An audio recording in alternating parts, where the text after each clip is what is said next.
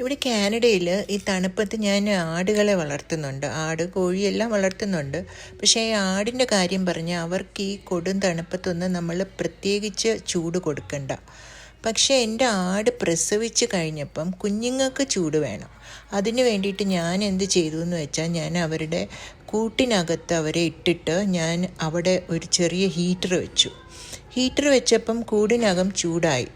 പക്ഷെ അതിന് ഇങ്ങനെയൊരു തിരിച്ചടി കിട്ടുമെന്ന് ഞാൻ വിചാരിച്ചില്ല. എന്താണെന്നല്ലേ പറയാം.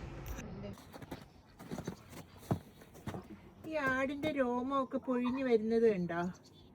സാധാരണ ഈ മഞ്ഞുകാലം ആകുമ്പം ആടിൻ്റെ പുറത്ത് ഒത്തിരി എക്സ്ട്രാ രോമം വരും.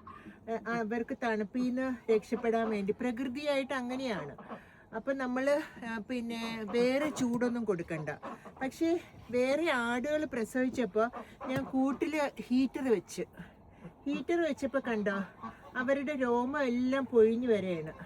ഇത് ശരിക്കും പറഞ്ഞാൽ വേനൽക്കാലം ആകുമ്പോൾ പൊഴിഞ്ഞു പോകേണ്ട രോമമാണ്. പക്ഷെ നമ്മൾ ചൂട് കൊടുത്തപ്പോൾ അവരുടെ ശരീരം ചൂട് കൊണ്ടപ്പോൾ വിചാരിച്ചു വേനൽക്കാലമായി. അങ്ങനെ രോമം എല്ലാം പൊഴിഞ്ഞു പോകുന്നതാണ്.